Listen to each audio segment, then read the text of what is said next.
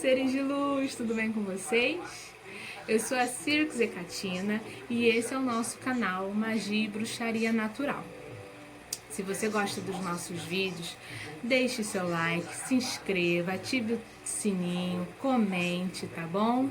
Esteja sempre acompanhando o nosso trabalho. O nosso tema de hoje é vida e morte na bruxaria. A gente vai discutir a perspectiva superficial do que a bruxaria afirma sobre vida e morte. Então, se você gostou desse tema, continue acompanhando e não esqueça de ativar o sininho, ok? Bora pra chamada?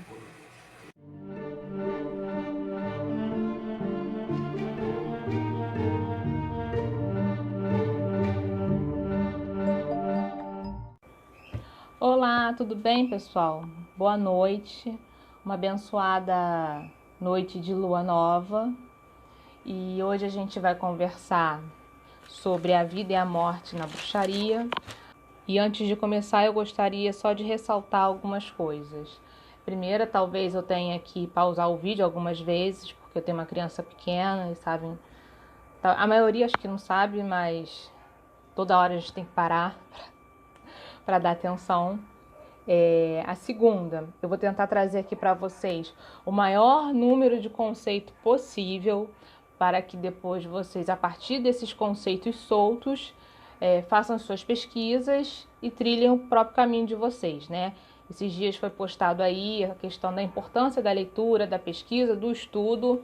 Não é para achar que a matéria tá ali redondinha para vocês, que vocês já dominam, não dominam.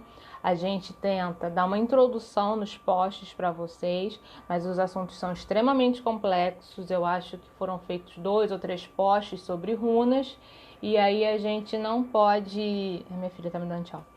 E aí a gente não tem como abarcar em posts toda a complexidade que runas têm. Só um exemplo, eu poderia falar aqui de tarô, de numerologia. Então, assim, a gente dá a introdução para vocês, a gente está sempre disponível a tirar dúvidas, mas vocês precisam também pesquisar e trilhar o caminho de vocês. Eu estudo há 10 anos e eu me considero uma iniciante ainda. Tem muita coisa que eu não sei. E assim vai ser até o dia que eu morrer, porque a gente está sempre aprendendo tudo na vida o tempo inteiro. Então, vou trazer a introdução, vou trazer os conceitos, vou tentar me policiar para não dar a minha opinião, tá? Depois que eu abrir a discussão, a gente pode até conversar sobre isso, mas aqui eu vou tentar ser mais imparcial possível, tá? Essa semana eu assisti uma entrevista da Bruna Lasmier, não sei se vocês conhecem, é uma atriz, ela é global, ela já fez novela, já fez filme. Ela é bruxa, ela vem de uma família de bruxa e ela é lésbica, é feminista.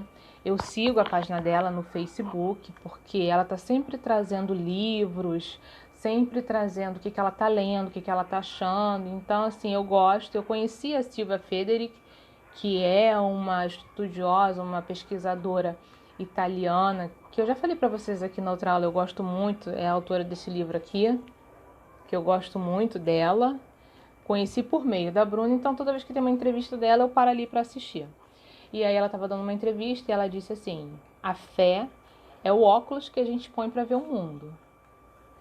Eu achei bem interessante isso, porque é exatamente isso, cada um tem a sua percepção, cada um tem a sua leitura, e não necessariamente você precisa diminuir a do outro por isso, né? Quem somos nós nesse imenso e vasto universo? Né? Então, acho que cabe a cada um fazer a sua leitura, ter a sua percepção, ouvir o outro e respeitar. Essa semana, na página também, eu vi um post que me deixou bem, assim, decepcionada. Eu ia até comentar com vocês, mas depois achei meio desnecessário. Uma suposta bruxa pedindo que pessoas daquela determinada comunidade fossem excluídas, caso ainda tivessem alguma ligação ou alguma crença com relação ao cristianismo.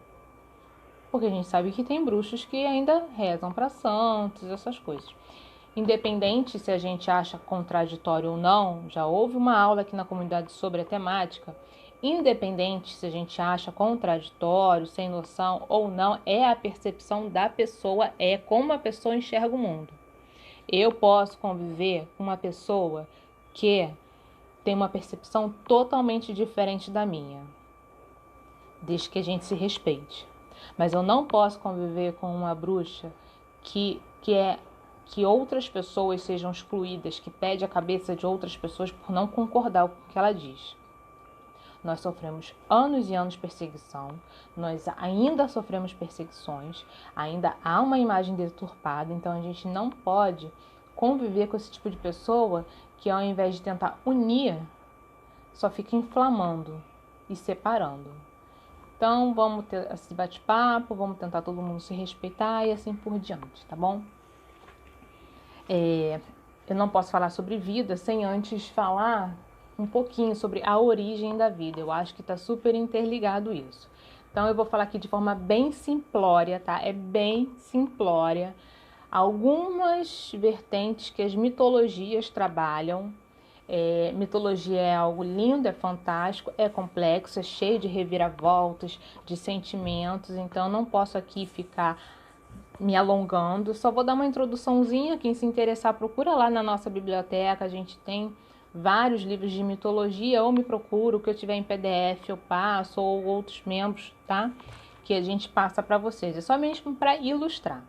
Vou começar com a grega. No início havia o deus Caos, né? Que vivia ali solitário. Um dia, sozinho, solitário, se cansou e ele gera 5 seres. Entre esses seres, Gaia e Urano. Urano se unem e geram mais 5 seres, que são os titãs. Dentre os titãs, destaca-se Cronos, né? Se torna o soberano, até porque ele castra o próprio pai e com o sangue de Urano cria-se os rios e a terra, elementos assim da natureza. Cronos fica soberano, casa-se com a irmã Reia e, com medo que os filhos tomassem o lugar dele, assim como ele fez com o pai, cada vez que Reia dava luz, ele comia uma criança. Ela, já saturada daquela situação, ela esconde o último filho numa caverna, deixa ele ali crescendo e dá pedras para Cronos comer, que não percebe, e come as pedras. Essa criança nasce, Zeus torna-se forte. Com a ajuda da mãe e da avó, ele consegue que Cronos vomite os irmãos, eles se unem e então entram em guerra. Essa guerra dura mais ou menos uns 10 anos. Sempre alguém chega quase perto de vencer essa guerra, mas por fim Zeus vence. Ele aprisiona Cronos, porque não tem como nenhum matar o outro. Ele aprisiona Cronos, torna-se o rei e pede aos seus filhos, Prometeu e Epimeteu, que criem homens e humanos. Então Prometeu cria os humanos e Epimeteu cria os animais. Então é assim que é criada a vida humana, segundo a mitologia grega. Segundo a mitologia nórdica, se eu falar algum nome errado aqui, vocês me desculpem, a mitologia nórdica tem umas palavras que são, para mim, bem difíceis de ser pronunciadas. Então, se eu falar alguma coisa errada aqui, vocês, por favor, me corrijam se eu pronunciar errado. Para os nórdicos existia um grande vazio, muito gelo e muito fogo. Eles foram se aproximando e dessa colisão o gelo começou a derreter e surge então Ymir, o primeiro gigante. Em outro lado, em outra parte, acontece a mesma coisa e surge uma vaca. Essa vaca tem um nome assim bem difícil de pronunciar. Mas essa vaca se alimenta do gelo, ela lambe o gelo para se alimentar. E disso ela descobre Buri. E cria Buri como se fosse filho dela, ele se alimenta dela e, enfim, do leite dela e tal. Buri casa com Bestla, que é também uma gigante, filha de Ymir, e eles se casam e então nasce Bor. Bor tem mais 3 filhos, Odin, Vili e Ve. Odin também, cansado da supremacia de Ymir, declara guerra contra esse gigante, consegue vencer, e da parte do corpo desse gigante é criado o mundo. Das pernas são feitas montanhas, do sangue é feitos rios, do braço os anões, de outras partes os elfos e assim por diante. Um dia, esses 3 irmãos encontram troncos e decidem assim criar a vida humana, né? Eles dão a vida ao homem e à mulher Asker e Embla. Então Odin dá o poder da vida, Vilha a inteligência e Vê Sculpe, né? Por isso que Odin é chamado o pai de todos. E assim se criou a vida humana, segundo a mitologia nórdica. Segundo a mitologia egípcia, havia um grande oceano primordial.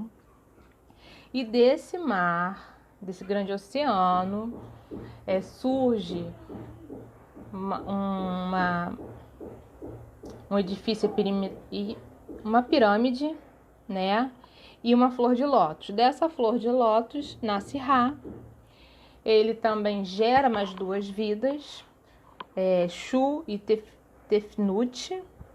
E um dia esses 2 filhos mergulham nesse mar primordial. Só que demoram muito a voltar.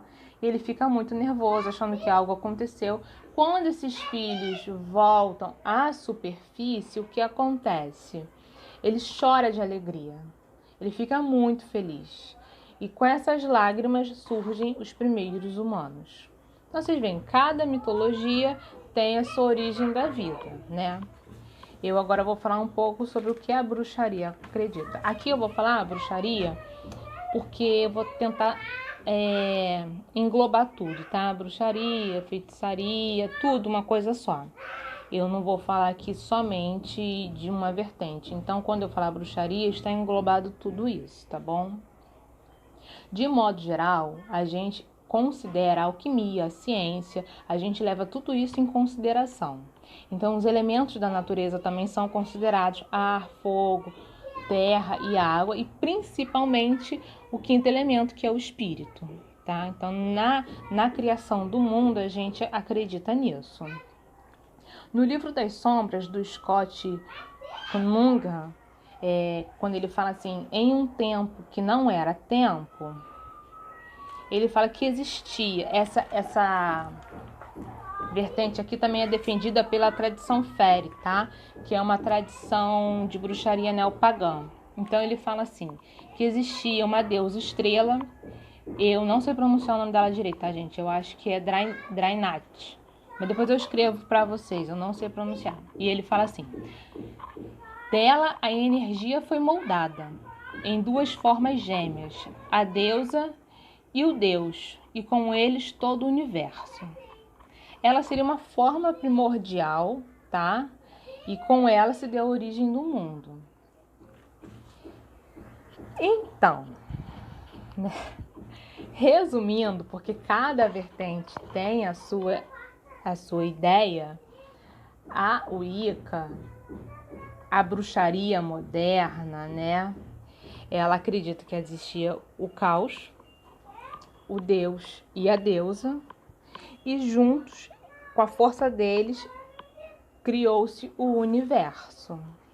Deixa eu dar só uma pausa que minha filha tá gritando ali na janela. Oi, desculpa, voltei. Então, em geral, a gente na bruxaria, né, acredita que o mundo nasceu dessa força cósmica do Deus e da deusa e deram uma origem. Mas eu achei aqui um trecho de um livro do Gary Cantrell. Ele escreveu o livro Wicca, Crença e Práticas. Esse livro custa R$26 na estante virtual, mas tem ele PDF também, tá? Então ele fala assim, eu achei isso bem interessante, ele fala na página 30 e 31. Segundo as ciências astrofísicas, todo o universo criado em um átimo de segundo, Big Bang, semelhante a um orgasmo cósmico entre o Deus e a deusa, que deu à luz a todos os elementos e componentes do universo, surgindo todo o conceito de equilíbrio. Então, gente, o que a gente pode deduzir? existia uma força, uma energia muito grande, cósmica, e um dia essa energia se expandiu de tal forma que começou a criar outras energias e assim dar origem. Talvez essa energia, quando chegou ao seu ápice, houve o Big Bang, né? E assim começou a originar tudo. É isso mais ou menos assim que a maioria dos autores da bruxaria defendem, tá? Eu vou ler para vocês aqui, esse livro aqui, um trecho. Eu gosto muito dele. Eu vejo muita gente falando mal dele na internet, porque fala que ele é bobo. Realmente ele é bem quadrado, é como se fosse um livro praticamente assim de receita. Mas é aquilo que eu falo, ele traz muitas referências, então ele pincela vários tópicos, ele não verticaliza, mas a partir desses tópicos eu consigo fazer outras pesquisas. E aí aqui na página 130, ele fala assim: tudo, cada átomo, em cada célula em nosso corpo, você e toda a sua família, amigos e vizinhos, por todo o mundo, cada criatura viva e planta sobre a face da Terra, cada planeta, satélite e cometa no sistema solar, cada estrela da Via Láctea, cada galáxia nesse vasto e infinito universo, tudo está conectado em uma grande teia de unidade, uma grande internet universal de tempo, espaço, matéria e energia. Então, nós temos a nossa energia, que pode também ser entendida como espírito, e baseado nisso, nós estamos todos interligados. Por isso que buscamos o nosso ponto de equilíbrio, que isso não interfira no equilíbrio dos outros ao nosso redor. E ele ainda leva em consideração a ciência. Aí ele cita aqui Max Planck, pai da teoria quântica e vencedor do Prêmio Nobel. Aí ele fala sobre a criação do universo. Não há matéria como tal. Toda matéria se origina e existe apenas em virtude de uma força. Devemos pressupor, por trás dessa força, a existência de uma mente consciente e inteligente. Essa mente é a matriz de toda a matéria. Subentende-se que essa mente, essa matriz, seria a grande deusa. Então, essa matéria, essa energia, como ele diz aqui, essa mente consciente e inteligente seria ela, e quando ela chega ao seu ápice, ela dá origem a outras energias, e assim vai desencadeando todo esse sistema até chegar à vida humana, tá?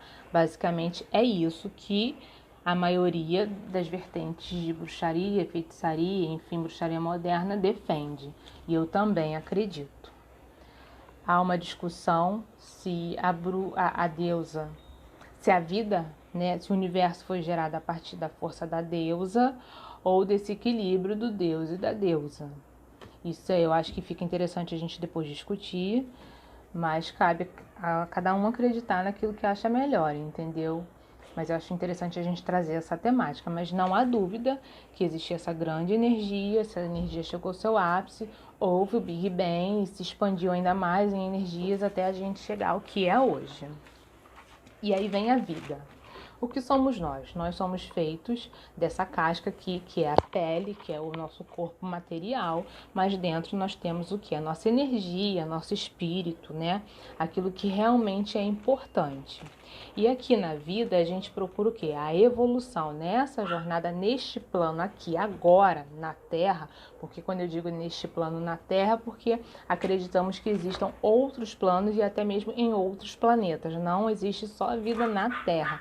É uma imensidão de universo, então não tem por que a gente acreditar que existe vida somente aqui na Terra. Nós estudamos outros planetas, a gente sabe a influência que os outros planetas têm no nosso cotidiano, então não vejo por que muito assim quer acreditar que só exista vida na Terra, independente de que tipo de vida exista em outros planetas.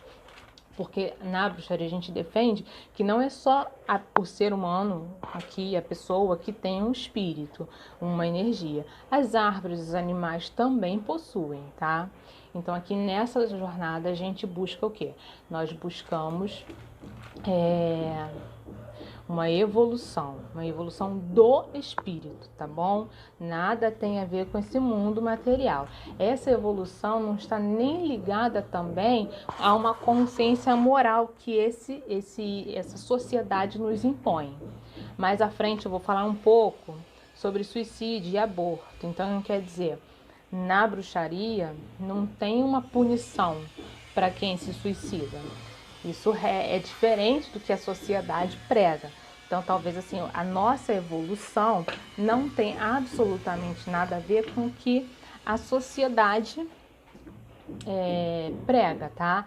É uma evolução espiritual. Então, o que nós temos que levar em consideração? A primeira coisa para a deusa, toda a vida é sagrada. E quando eu digo toda a vida, não é só nós, animais, plantas, todos os seres que têm vida. E isso a gente precisa levar em consideração. Por isso, quando a gente vai fazer um ritual e precisa pegar uma planta, primeiro a gente precisa pedir perdão, desculpa por estar ceifando aquela vida. A gente precisa pedir permissão à grande mãe natureza por estar retirando aquilo ali daquele lugar, entendeu? Porque a gente precisa respeitar todo e qualquer tipo de vida. E segundo, que a gente também tem que achar qual é o nosso objetivo aqui? Evoluir, achar o nosso ponto de equilíbrio, de forma, como eu já falei, que esse ponto de equilíbrio não interfira nos pontos de equilíbrio das pessoas ao nosso redor, porque estamos todos ligados a uma grande teia. Estamos todos interligados a uma grande teia. É isso que a maioria prega, tá? E o foco é nessa vida, nesse plano. Eu não tenho que ficar aqui pensando o que eu tenho que fazer, porque na próxima vida não sei o quê. Não. O plano é esse. Se eu tenho uma vida plena de equilíbrio nessa vida, eu não tenho por que ficar me preocupando com vidas futuras. A bruxaria não acredita em karma, assim como o espiritismo, né? O espiritismo acredita nisso. Então, não acredita em karma. Então, a gente tem que viver de forma plena, respeitar a sacralidade de todos os seres, não interferir no equilíbrio de outras pessoas ao meu redor e ainda assim buscar o meu equilíbrio, ok? Essa parte espero que tenha ficado legal. Se vocês não entenderem, eu depois explico melhor lá na sala. Então, o que o feiticeiro, o bruxo busca, né? Ele busca isso aqui, ó, que eu acho bem interessante. Ele busca olhar para o seu fluxo de energia e o seu ponto de equilíbrio.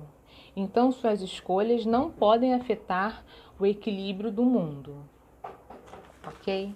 Então, como eu também já adiantei um pouco para vocês, sim, a bruxaria acredita em reencarnação, mas isso eu vou falar um pouco mais lá na frente, ainda não vou falar sobre isso agora não. A nossa vida faz muita alusão a um círculo, tá?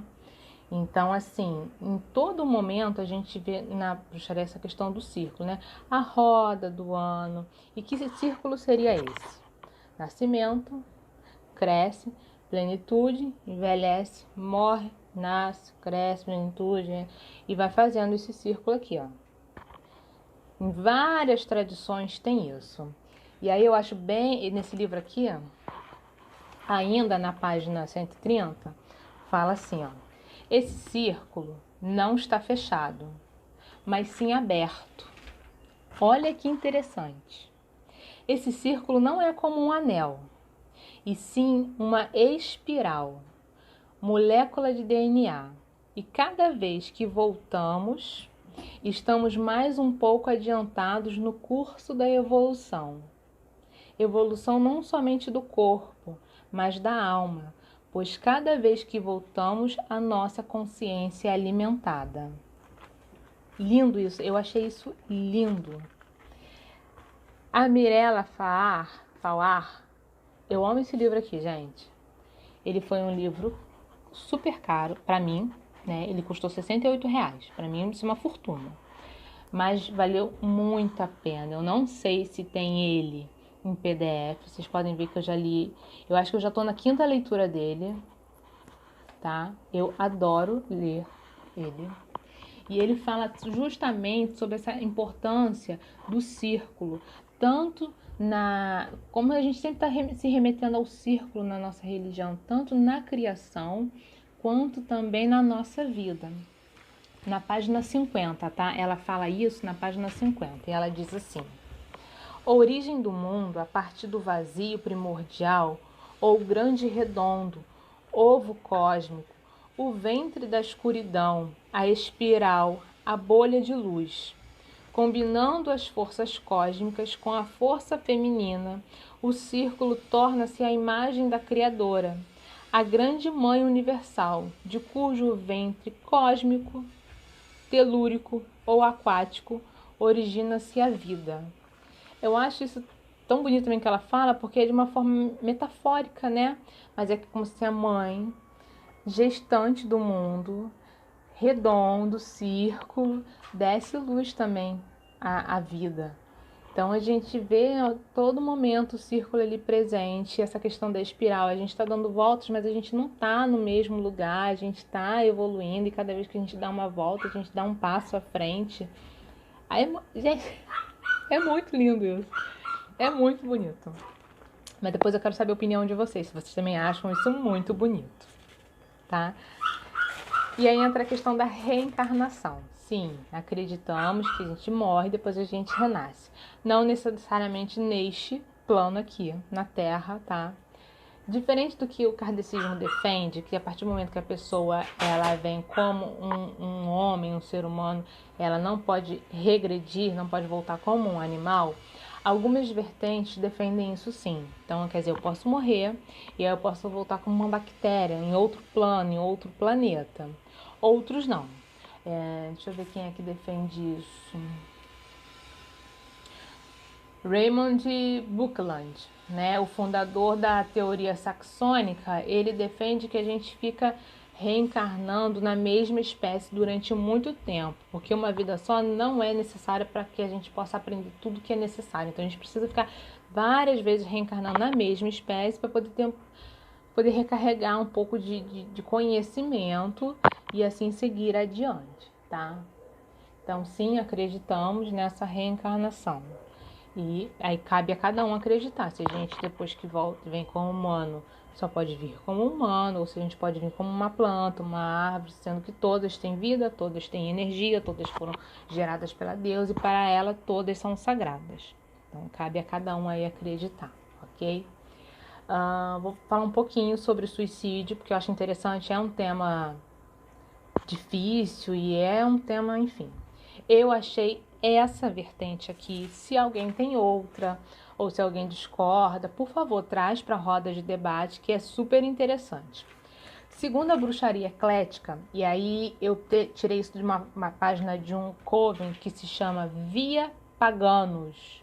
Tem uma sacerdotisa, ela é psicóloga e ela tem mais de um vídeo falando sobre esse tema. Então quem tiver interesse, assista. Via Paganos. A gente vê que outras religiões condenam, né, o suicídio. Condenam e punem, né?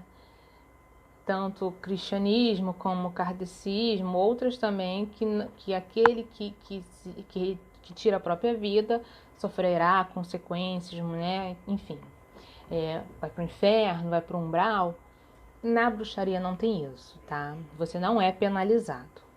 Entretanto, temos que considerar, por inúmeros motivos inimagináveis, pessoas retiram a vida. Mas em geral, assim, isso eu estou reproduzindo o que a psicóloga falou. É sempre em busca de solucionar um problema. A pessoa está ali desesperada e acaba achando que aquilo ali vai ser a solução dos seus problemas. E aí o que acontece? Quando ela retira a vida, que ela se dá conta, ela vê que aquilo ali não solucionou o problema dela. Aí ela já começa a ficar meio frustrada. E temos que considerar também o sofrimento que isso causa à família da pessoa. Já é do ser humano ficar em luto quando perde uma pessoa. Quando essa pessoa se mata, o luto é maior ainda. Então isso cria uma egrégora muito negativa, muito pesada para essa pessoa. E ela fica presa ali, nesse outro plano, que aqui na bruxaria moderna a gente chama de Summerland, que eu vou falar lá na frente. Então ela fica presa ali durante muito tempo ali. Ela não consegue evoluir, tá? Então só quando ela se dá conta e pede ajuda que ela consegue sair disso. Mas enquanto a família está naquele sofrimento, enquanto tudo isso acontece, ela fica presa. Então, pode ser que quem já fez essas projeções, já conseguiu entrar em contato, tem gente que fica numa boa, tem gente que não tem problema nenhum, mas tem gente que não. Então, são coisas que você deve levar em consideração. Aí a gente volta na mesma questão. Toda vida para a deusa é sagrada. Se você tem que achar o seu ponto de equilíbrio e não pode interferir no equilíbrio das pessoas que estão ao redor ligadas pela grande teia, se você retira a sua vida, você está já infringindo 2 dessas regras. Mas não há uma penalidade, você não vai ser penalizado por isso, é porque toda ação tem uma reação, né? O que eu pude perceber, a bruxaria também trabalha muito com essa questão de ação e reação, como o kardecismo. Mas essa reação é sempre uma punição, né? E na bruxaria não, a reação é um fato. Por exemplo, acendi o fogo, coloquei a mão lá no fogão, eu vou me queimar. Estou sendo penalizada? Não, não estou sendo penalizada, é fato. Se eu atravessar a rua sem olhar o sinal, eu vou ser atropelada. É um fato. Não é uma penalização, não é uma punição, mas é um fato. A sua reação causa uma reação. Não sei se isso ficou claro para vocês, mas se vocês tiverem dúvidas, vocês falem comigo que a gente tenta esmiuçar isso melhor. Então, não é, mas pode sim gerar uma energia muito negativa, uma egrégora muito negativa para aquela pessoa, tá bom? Eu não consegui achar nada relacionado a um aborto provocado. Eu acredito também que vai ficar na mesma linha aí do suicídio, né? Você está infringindo uma vida, equilíbrio daquela pessoa que talvez, né, já estava na hora de reencarnar, mas eu não consegui achar nenhum artigo confiável sobre a temática, por isso eu não trouxe. Eu consegui achar sobre o aborto espontâneo, que também é um fato científico, tá? Algumas religiões acreditam que quando a criança não vem é porque ela já tinha algum karma e aí não conseguiu vir. Quem estuda melhor o kardecismo tem toda uma explicação. Para a bruxaria, não. Simplesmente aquele feto não desenvolveu, teve algum problema e não veio. E aí sofreu aborto espontâneo. Não tinha absolutamente nada a ver com karmas, porque nós não acreditamos em karmas, ok? Gente, um minutinho só, que a minha filha tá pulando no sofá, eu já vou voltar, calma aí. Gente, ela tem 5 anos, tá? Então é um helicóptero dentro de casa. Me desculpem mesmo, tá? Por favor. Mas em tempo assim de quarentena, eu não tenho como ficar sozinha dentro de casa. E à noite, se eu falar, alguém pode acordar. Essa não é a minha realidade somente, tá? A realidade de muitas mães aí. Eu acho muito engraçado quando eu leio que as mulheres têm que trabalhar home office. Acho muito engraçado. Eu queria ver uma reportagem sobre se essas mulheres conseguem trabalhar de fato. Só um desabafo. Outro tema também que eu queria trazer para vocês é a questão do submundo, né? Eu comecei a estudar arte aos 14 anos. Então, para mim, essa palavra submundo parecia uma coisa muito sombria, né? E ao longo dos anos eu fui descobrindo que não, submundo é apenas outro plano. Nós vivemos nesse plano aqui, existem outros planos, e aí esses outros planos nada mais são o quê? Que são submundos. Hecate é a rainha do submundo, ela vive naquele plano. Hades é o rei do submundo, ele vive naquele plano, entendeu? Então são outros planos e nós vamos a outros planos, certo? Nesses outros planos tem divindade, tem magia. Então quando nós, minhas anotações, quando nós trabalhamos na magia com ancestralidade, faço uma meditação e tento entrar em conexão, eu estou indo a outros planos. Quando eu faço uma magia com o espelho, eu estou indo a outros planos, a outros submundos. Agora vai vir Soen aí. Em Soen a gente tem todo um ritual também para tentar sugar, trazer para nós um pouco da energia dos nossos ancestrais e não necessariamente ancestrais que a gente tenha conhecido, né? Podem ser outras bruxas aí, eu quero que elas tragam um pouco da sabedoria delas para mim, sugar um pouco dessa sabedoria. E isso é trabalhar com outros planos, isso é trabalhar com outros submundos, a gente está em contato em vários rituais com outros submundos, com mundos mortos. Tem um bruxo, Alexander, que é o fundador da tradição alexandrina, e ele não concorda. Ele diz que deixem os mortos em paz. Então, para você que concorda com ele, então procure a tradição alexandrina, leia mais e vê se isso te agrada, né? E assim, como, né, você nasceu, viveu, e aí agora chegou sua hora de partir. É uma coisa natural. Para nós, a morte nada mais é do que uma nova vida, que vai se iniciar e vai ser maravilhosa também. Então, para quem quer seguir esse caminho, perdeu um ente querido? Sim, sentimos, choramos, há todo um luto. Entretanto, não podemos deixar que isso perdure muito tempo. Essa energia enviada à pessoa faz muito mal. Ai, gente, mil perdões mesmo pelas interrupções, tá bom? Então, como eu estava falando, a morte é uma coisa natural. Então, nós não podemos.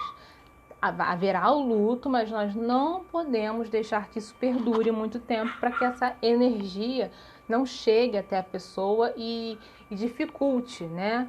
Tanto a chegada dela a Summerland ou a sua evolução, tá bom? Então, a gente tem que se policiar. Tem que passar isso para os parentes que entendem, enfim. Quando um bruxo ele faz parte de um coven, há um ritual chamado Requiem. É um ritual de passagem, é um ritual alegre, onde são emanadas energias para que essa pessoa chegue lá bem, tá? E eleva as energias para que ele seja transportado até Summerland de forma plena. Eu sou uma bruxa solitária, eu vou morrer, vou ficar vagando por aí, não vou chegar a Summerland. Vai chegar. Esse ritual é só uma formalidade, tá bom? Eu acredito, isso eu não consegui confirmar porque eu não consegui o livro, mas existe um livro chamado Ritos de Passagem, do Claudinei Prieto. Eu acho que ali ele descreve bem esse ritual, mas eu não consegui achar em PDF, então eu não tenho certeza absoluta, ok? Summerland. Summerland foi um termo cunhado na bruxaria moderna, né, que na verdade é a terra do verão, aonde mora o deus Pan, deus Apolo, assim como você quiser chamá-lo. Ele mora lá e nesse lugar você chega, recarrega suas energias, você estuda, você evolui, você vive bem ali com vibrações elevadas, entendeu? Ali habitam os humanos, os não humanos e os artificiais. Eu vou focar nos humanos. Ali estão os mortos, né? Às vezes frequentam os não mortos, que somos nós quando fazemos alguma projeção ou algum ritual. Esses mortos têm 7 categorias. E voltando, fazendo um link lá com suicídio, a última categoria de mais baixa vibração são os suicidas, naquela questão de quando a família fica naquela egrégora, ou as pessoas que morrem de algum acidente, que não estava esperando. Então a pessoa também fica muito, não quer, né? A pessoa não estava esperando. Então ela ainda cria também aquela energia, a família também não estava esperando, né? São esses acidentes assim, que às vezes jovens, né? Então criam também. Eu estou pensando em fazer um post só sobre isso, porque não é tão simples, essas classificações. Eu acho que assim que terminar aqui, eu já vou criar um post para vocês lerem lá essas classificações. Então, quando a gente morre, a gente acredita que vai para essa terra de verão, Summerland, né? E lá a gente recarrega todas as nossas energias, nossas vibrações, e estudamos até nos prepararmos para voltar. Pensa. A gente está lá nessa esfera, nessa energia, a gente está em Summerland, nesse plano. Ao redor desse plano existe uma linha tênue, uma camada, um véu. E quando eu estou preparada para voltar, o que acontece? Eu preciso, nesse plano, eu vou para outro plano. Nisso que eu vou para outro plano, eu preciso passar por esse véu que cobre o plano. Esse véu se chama véu do esquecimento. Quando eu passo desse plano para ir para outro plano, as minhas memórias ancestrais ficam. E aí eu me esqueço e recomeço. Quando eu volto novamente para Summerland, eu recupero essa memória e agrego essa nova memória também e me lembro de tudo, de todas as minhas vidas, tudo que eu fiz. Quando eu volto novamente, passo pelo véu e esqueço, enfim. E aí começa de novo um novo ciclo. Nasce, tá? Eu tentei trazer para vocês um pouco da origem do mundo, um pouco do que é vida, como é a questão da morte, o pós-morte. Acho que é só isso. Se vocês... eu quero ler para vocês... Foi bom. Quero ler para vocês um texto da Starhawk. Ela é autora do livro A Dança Cósmica das Feiticeiras. É um dos livros que eu mais gosto. E ela trata essa questão. Ela acha que a deusa é oriunda,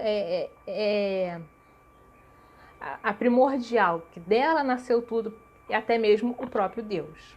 Eu vejo muita gente que segue o Geraldo Gardner falando que isso é uma grande asneira, mas cabe a cada um pesquisar e procurar. E aí ela fala nesse livro, A Dança Cósmica das Feiticeiras. Esse livro ele foi lançado pela primeira vez, acho que em 1978, se eu não me engano, em 79.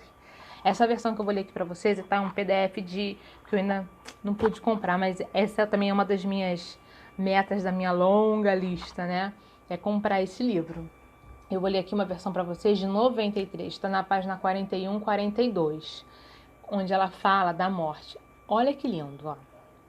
Cada princípio contém o outro. A vida gera a morte, alimenta-se da morte.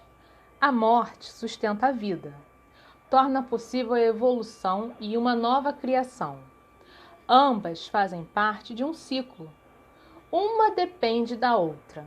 A existência é mantida pela pulsação intervalar, a corrente alternante das duas forças em perfeito equilíbrio. Descontrolada, a força vital é um câncer, desenfreada. A força da morte transforma a guerra e genocídio. Unidas, elas fundem na harmonia que sustenta a vida, na órbita perfeita que pode ser observada no ciclo da mutação das estações, no equilíbrio ecológico do mundo natural e no desenvolvimento da vida humana. A morte não é o fim, é um estágio do ciclo que conduz ao renascimento. Após a morte, é dito que a alma humana descansa na terra de verão, a terra da juventude eterna, aonde ela é revigorada, rejuvenesce e é preparada para o renascer.